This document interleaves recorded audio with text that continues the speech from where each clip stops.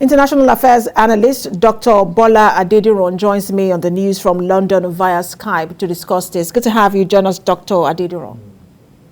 Good afternoon. Now, when you listen to the tone of the press conference it was a separate press conference anyway by President Biden and President Putin, and you look at that between former President Trump and President Putin in 2018 in Helsinki, what key differences do you take away from these two scenarios? Well, thank you for having me. Everyone knows that Trump was a fan of Vladimir Putin. He admired Vladimir Putin and talked up the fact that he thought that Vladimir Putin was a strong man who has held his own, obviously, within international affairs for the last 2 decades or so, or 3 decades or so. But there are really massive differences between both leaders. Biden has been very clear about Putin's interferences and his unwillingness to accept them. In fact, at the meeting in Geneva, Biden went and identified 16 critical infrastructures that he wanted the Russians to know were off limits, especially in the face of the continuing attacks, cyber attacks on U.S. critical infrastructure.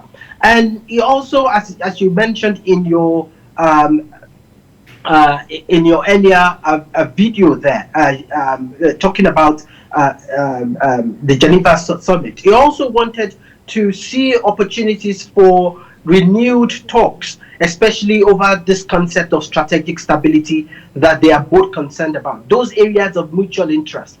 So there is a sense in which both leaders, in terms of Trump's disposition towards Russia, which was a bit very chummy, which was not as critical of Russia as many people wanted, compared to Biden, who has been very clear and in fact called Putin right to his face in a couple of years back that Putin, you have no soul. So the difference is stark, and we believe that this is going to reset in some ways the relationship between the US and Russia.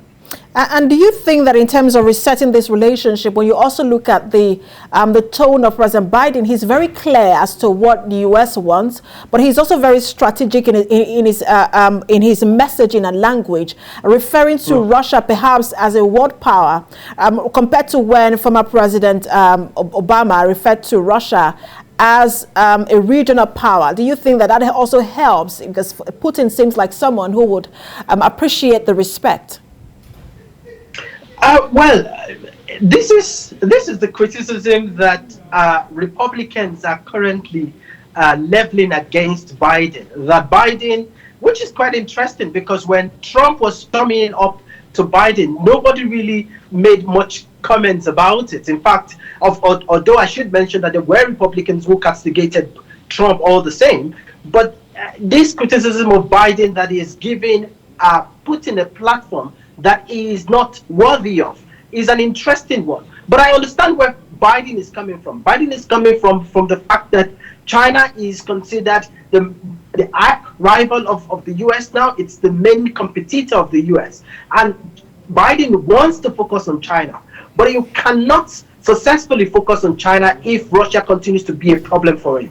So he's trying to find a way that he can regulate the relationship with Russia and ensure that Russia does not become a pain in his neck. So in some sense, if he needs to butter up Russia to get what he wants, then he will.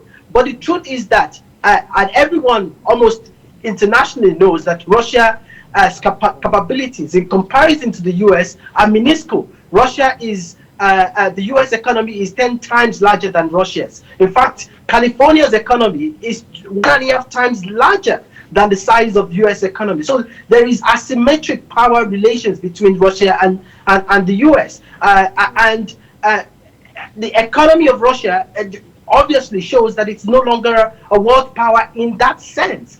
But there is a sense in which these are diplomatic diplomatic languages. If you're going to get something from an an individual who is recalcitrant, then you may want to use some diplomatic language to sort of butter him up and get what you need from him. Let's talk about some of the issues that were raised. One of them, which was very key, is the cyber attacks, especially with the ones we saw recently on Colonial Pipeline. And according to President Biden, this meeting did signal to prospects at improving relations. Now, what happens if this cyber attack continues?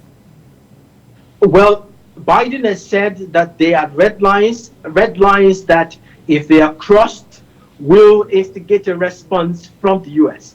Now, to what extent are those red lines actual red lines? Or, as we saw under President Obama, when Syria crossed his own red lines, he set a red line and said the use of chemical weapons are red lines. And when Assad uses this crosses this red line, we will respond. Of course, famously, Obama cleaned that red line and did not do much to it. Biden was Obama's vice president.